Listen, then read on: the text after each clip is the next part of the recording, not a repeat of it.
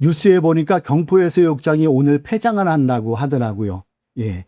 그 뜨거웠던 여름, 경포해수욕장에 많은 분들이 피서를 하셨을 텐데요. 이 뉴스를 접하면서 든 생각은, 여름도 이제 가는구나, 였어요. 전도서 3장 1절 말씀이 된가요? 범사에 기한이 있고 천하만사가 때가 있다는 것이 요즘의 때인 것 같습니다.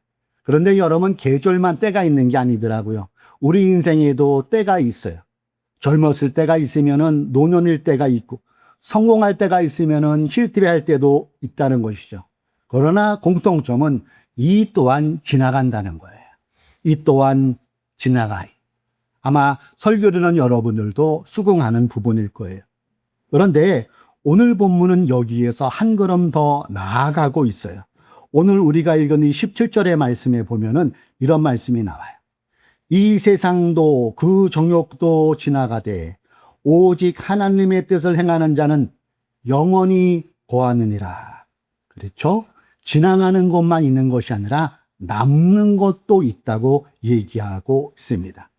오늘 본문을 쓴 이 사람은 예수님의 제자인 사도 요한이라고 알려져 있어요.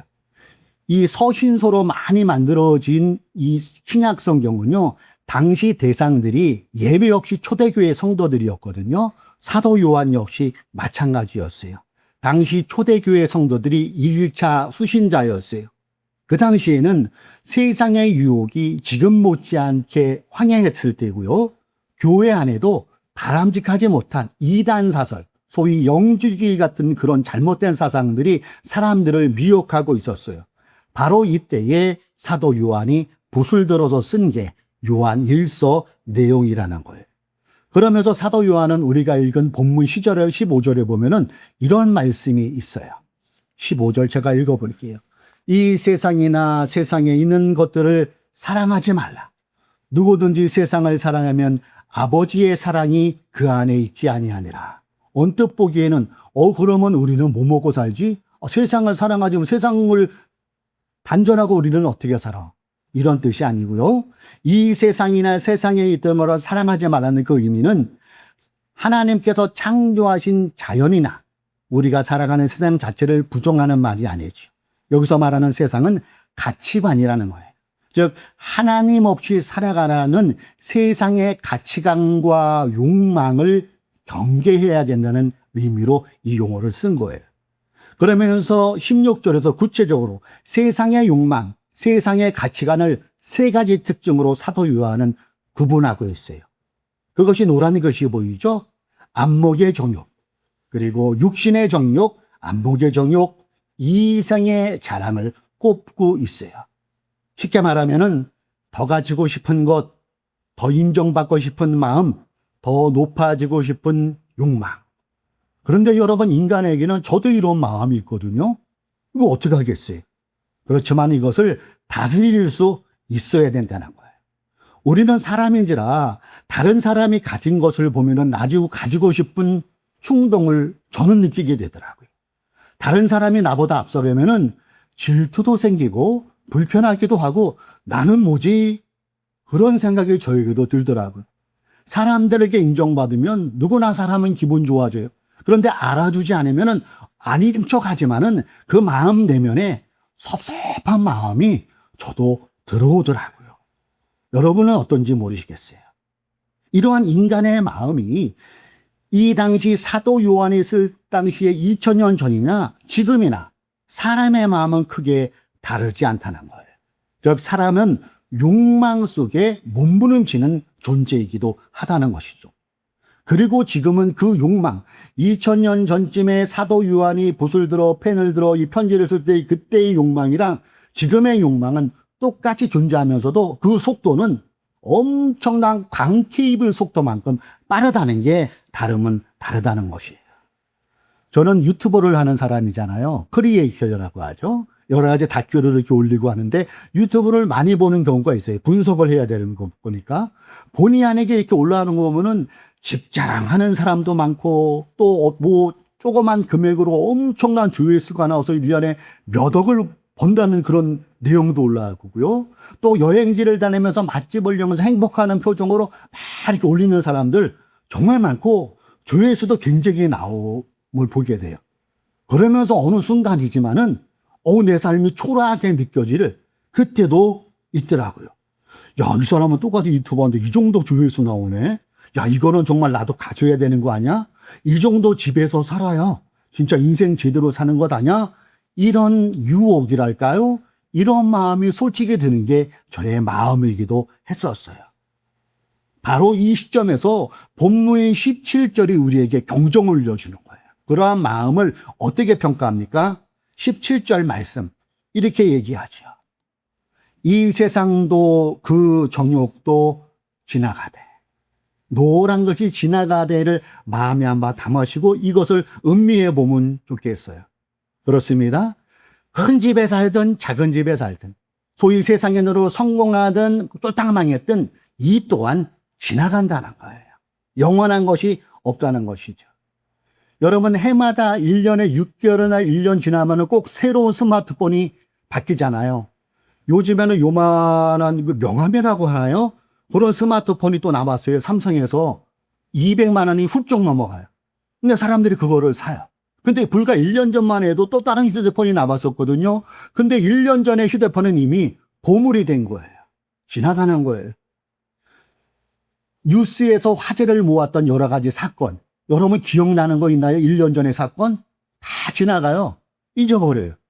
그렇게 인기 있던 연예인, 그 사람이 나올 때마다 팬클럽에 주어서 오빠 오빠 하던 그 많은 사람들, 그 연예인들 지금 다 어디 갔습니까?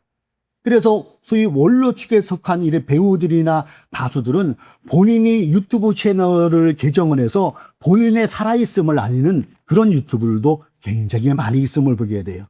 어떻게 된 겁니까? 지나가는 거예요. 그럼에도 세상은 계속해서 가치관으로, 인간의 세상적인 가치관으로 우리의 마음 문을 두들기는 거예요.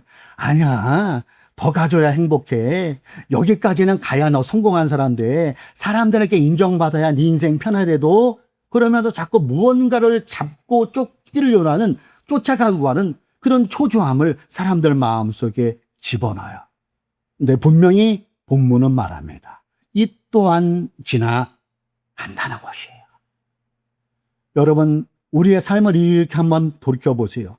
지나고 나서 보면은 그때는 심각하고 그 문제 때문에 잠 못 이루고 그 문 때문에 열받고 그 문 때문에 고민됐던 것들이 10년이 지나고 20년이 지나고 딱 돌아보면은 유치하고 얼굴이 뜨뜻해지는 그런 것 있을 거예요. 왜 그렇습니까? 지나갔기 때문에 그래요. 그때는 그렇게 크게 보였던 것들이 지금 돌이켜보면 아무것도 아니고 아유, 내가 왜 저랬나 하면서 오히려 그때 놓쳤던 것들이 소중해지는 그런 것들을 우리는 생각해 보게 되지 않습니까? 그래서 사도 바울은 고린도후서 4장 18절에 이런 얘기를 한 것 같아요. 우리가 주목하는 것은 보이는 것이 아니 보이지 않는 것이니, 우리 노란 글씨는 같이 읽어볼까요? 시작. 보이는 것은 잠깐이요 보이지 않는 것은 영원함이라. 보이는 것은 잠깐, 보이지 않는 것은 영원함이에요. 그런데 우리가 자꾸 빠지는 것은 보이는 것에 우리의 마음이 있음으로 인하여서 삶이 힘들어지고 진정한 신앙인다운 모습대로 살아가지 못한다는 것 아니겠습니까? 그래서 우리는 이 말씀에 지나가는 것, 이것을 마음에 담을 수 있어야 돼요. 그러므로 바른 신앙생활은 무엇이 지나가고 무엇이 남는지를 알고 사는 것일 거예요. 어느 것이 정말 소중하다는 것을 알고 사는 사람이 참다운 신앙인의 모습이겠구나 하는 것을 우리가 지나가되 이 단어를 통해서 길어 올릴 수 있는 오늘의 메시지임을 믿으시기 바랍니다. 그래요? 우리가 오늘 본문에서 주목해야 될 문구는 지나가되일 거예요. 그리고 이와 함께 우리가 마음에 담을 그것이 무엇일까요? 그것은 오직 하나님의 뜻을 행하는 자는 영원히 거하리라는 이 말씀일 거예요. 오직 하나님의 뜻을 행하는 자는 영원히 거한다는 거예요. 영원히 어느 것인 것을 사도 요한은 얘기해 주고 있어요. 오직 하나님의 뜻을 행하는 자예요. 우리는 근데 자꾸 놓치는 게 뭡니까? 오직 하나님의 뜻을 아는 자의 우리 시선이 머물러 있는 거예요. 여러분, 어느 정도 신앙생활하면요, 예수 믿는 사람들이 어떠해야 된다는 거 다 알아요. 예수 믿는 사람은 예수님의 마음을 가지고 사랑하고 용서하고 희생하고 나눠주고 위로해주고, 이거 모르는 사람 없잖아요. 그런데 매일 그것만 반복하는 거예요. 아는 것에만 너무 치우치는 거예요. 그러면서 행하지는 않아요. 이러다 보니 우리의 신앙이 올바른 그런 모습으로 서 있지 못하다는 것 아니겠어요? 화면을 한번 봐주세요. AI가 만들어낸 건데요. 목사님이 설교를 하잖아. 뒤에 수많은 군중이 있어요. 아마 우리 권질사님 신앙생활 했을 때 오살리 기도원 그런 데 가진 기억 비슷한 상황이죠. 얼마나 여름이면 사람들이 많이 올라왔어요. 마치 유행에 번지는 것처럼 90년대 초반까지 정말로 이랬어요. 많은 사람들이 한월산 기도원, 오살리 기도원, 강남 금식 기도원, 전국에 있는 조그만 기도원도 사람들로 바글바글 할 때가 있었어요. 그리고 그때를 그리워하는 목사님도 있고, 이때 열정적으로 기도한 거는 우리가 본받아야 될 거예요. 제가 이것을 근데 왜 얘기하냐? 그 당시에 섰던 이 단에 섰던 강사하는 목사님들이 아마 수천 명은 될 거예요. 그리고 그 속에서 하나님의 뜻 아는 것에 대해서, 하나님에 대해서 얼마나 많은 목사님들이 얘기를 했어요. 수천 번, 수만 번, 수천만 번 했을 거예요. 그런데 이 또한 지나가리가 된 거예요. 아무런 영향력이 없어요. 하나님의 뜻을 알았으면은 오늘 본문의 말처럼 행하는 자가 돼야 되는데, 알면서 끝인 거예요. 연순용신자가 된 거예요. 그 안에서 우리들끼리만 리그해서 거기서 그냥 자기네끼리 만족한 거죠. 세상으로 나가면 아무런 힘을 발휘하지 못해요. 교회 내에 있는 우리 청년들이 참 안타까운 것은, 교회 내에 있으면서 그들의 신앙을 가지고 이것이 본인의 직장에서도 행함으로 나타나고 영향을 끼쳐내는데 그 안에 있고만 연습용이 된 거예요. 그래서 사회성이 결여되고 어디 제대로 된 직장이나 그런 데를 가지 못하고 늘 교회 안에만 머물러요. 그러다가 택하는 게 뭐예요? 하나님이 나를 주의 종으로 부르셨나 보다 하고 신학하는 분들. 그게 소비가 돼버리는 거예요. 예수 믿는 우리들은 행할 줄 알아야죠. 알았으면 행해야 돼요. 만약에 알아서 행했다면은 오늘날의 개신교는 많이 사람들 대중을 통하여 존경을 받고 신뢰를 받을 수 있었을 것이에요. 그러나 그러지 못하고 머물러 있었던 알면서 그침으로 인하여 행하지 않는 그것을 통하여 오늘날 여러 가지 종교 단체 중에서 최하위의 신뢰도를 기억한, 그리스도인을 신뢰하지 않는다는 사람들이 최하위를 기록하는 이런 하나님의 먹칠을 하는 현상이 부인하고 싶지 않지만은 오늘날의 현상이라는 거예요. 저는 여러 번 마지막 사역지가 오살리 기도원이라고 말씀드렸죠. 그곳에 여름 되면 엄청 많은 사람들이 올라와요. 올라오는 자체를 제가 뭐라고 하는 것은 아니고요. 그들이 거기서 하나님의 뜻을 알았으면은 이제는 내려가야죠. 내려가서 하나님의 뜻대로 실천하고 성령의 도우심을 받으면 몸부림치며 살아가야 되는데, 이분들은 기도원을 바카스로 생각하는 것 같아요. 자양강장제, 늘 좋은 거예요, 순간에. 그러다 보니 머물러 있고 삶에서는 열매를 맺지 못하는 그런 일들이 일어나고 있다는 것 아니겠습니까? 그러므로 우리들은 내가 얼마나 많이 가졌는가, 얼마나 세상적으로 성공했는가 보다는 내가 얼마나 하나님의 뜻을 위해 살았는가를 우리가 관심을 가질 수 있어야 된다는 거예요. 여기 있는 저와 여러분 시간을 못 붙잡아요. 가는 시간을, 아무리 돈이 있다고 가는 시간을 어떻게 잡습니까? 그 시간은 재벌도 못 잡아요. 인기도 못 잡습니다. 흘러가고 있는 거예요. 어제도 지나갔고 오늘도 지나가겠죠. 중요한 것은 시간을 붙잡는 것이 아니라 지나가는 시간 속에 내가 하나님의 뜻, 하나님의 뜻대로 살아가는 흔적을 얼마나 남기고 있느냐, 거기에 우리의 관심이 있어야 된다는 것을 사도 요한의 그 붓을 통해서 우리 하늘에서 풀어주게 주시는 메시지라는 거예요. 여러분, 우리는 하나님의 뜻이라고 하면은 거창하게 받아들일 때가 많아요. 그러면 안 되죠? 하나님의 뜻은 오늘도 또 말씀드립니다. 우리의 평범한 일상에서 나타나는 거예요. 내가 오늘 일상에서 누구를 만나든, 내가 직장에서 누구를 만나든, 가정에서 누구와 얘기를 하든 그 일상에서 우리의 사랑, 우리의 언어, 우리의 섬김, 우리의 위로 속에서 그것은 하나님의 뜻이, 하나님의 흔적이 나타내는 된다는 것이죠. 문제는 뭐예요? 알지만 이것이 힘들다는 것이죠. 용서해야 되는 건 알는데 그게 만만치가 않더라고요. 사랑해야 하는 건 아는데 내 마음의 상처가 너무 커서 사랑하지 못할 때도 있어요. 기도해야 되는데 기도할 힘조차 없을 때 있어요. 감사해야 되는데 현실에 보면 솔직히 입으로는 감사 어거지로 하지만 마음의 감사가 우러나오지 못할 때 저는 이것 때문에 많이 힘들더라고요. 그래서 우리가 바라볼 것은 성령님이잖아요.